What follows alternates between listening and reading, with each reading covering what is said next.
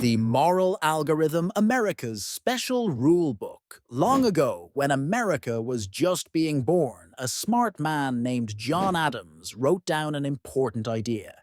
He said, "Government is instituted for the common good, for the protection, safety, prosperity, and happiness of the people, and not for the profit, honor, or private interest of any one man, family, or class of men, and to reform, alter, or totally change the same, when their protection, safety, prosperity, and happiness require it."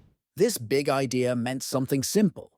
The government should help everyone, not just rich or powerful people. It's like a classroom rule that says everyone gets a turn. We can call this idea the moral algorithm, a special rule to make sure America stays fair for all people. John Adams believed in this rule so much that he never owned slaves, even though many important men did back then. His son, John Quincy Adams, grew up to fight against slavery his whole life. Tea and trouble. Did you know the Boston Tea Party wasn't just about taxes? Back in 1773, the King of England gave a huge company called the East India Company special treatment. This company could sell tea cheaper than anyone else, which wasn't fair to small shop owners in America. The people of Boston got so mad they threw all the tea into the harbor. They were saying, "We don't want big companies getting special treatment while regular people struggle." This was the moral algorithm in action, standing up for fairness for everyone. When America forgot the rule. As America grew bigger and older, some people started forgetting John Adams' important rule.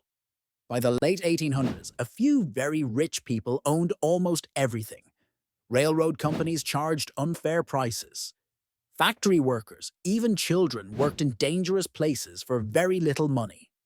Then in 1929, something terrible happened. The stock market crashed. Many banks closed forever.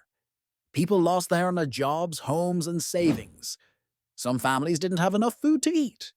This happened partly because rich bankers had been gambling with people's money and the government hadn't stopped them. America had forgotten the moral algorithm. President Roosevelt remembers, in 1933, a president named Franklin Roosevelt, people called him FDR, decided to fix things. He remembered John Adams' rule that government should help everyone, not just rich people. FDR made new rules.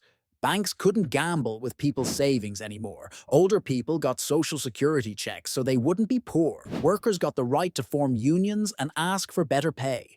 Companies couldn't trick people in the stock market. After World War II, President Truman continued this work. He created the GI Bill to help soldiers go to college and buy homes.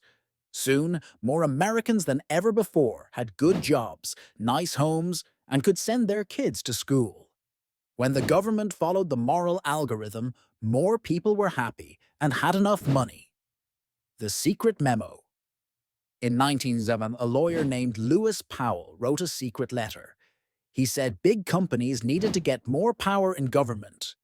After this, many things changed. President Reagan cut taxes for rich people. Rules that kept banks safe were removed. Companies were allowed to get bigger and bigger. Workers lost protections. In 2010, the Supreme Court made a decision called Citizens United that let companies spend unlimited money to help elect politicians.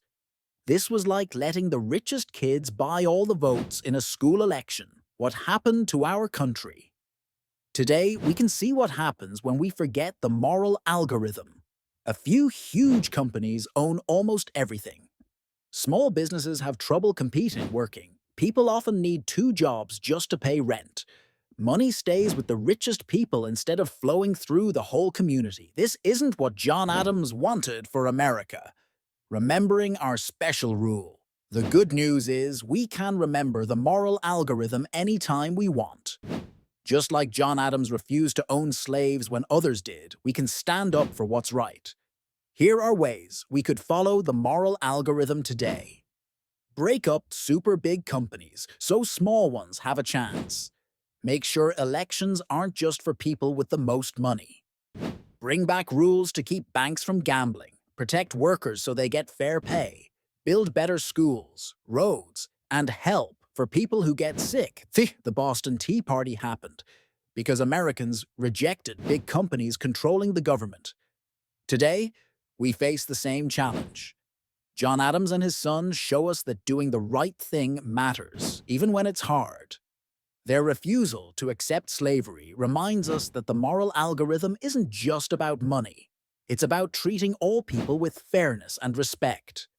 America works best when we remember John Adams' simple but powerful idea. The government should work for everyone, not just for the rich and powerful. That's the moral algorithm, and it's as important today as it was when America first began.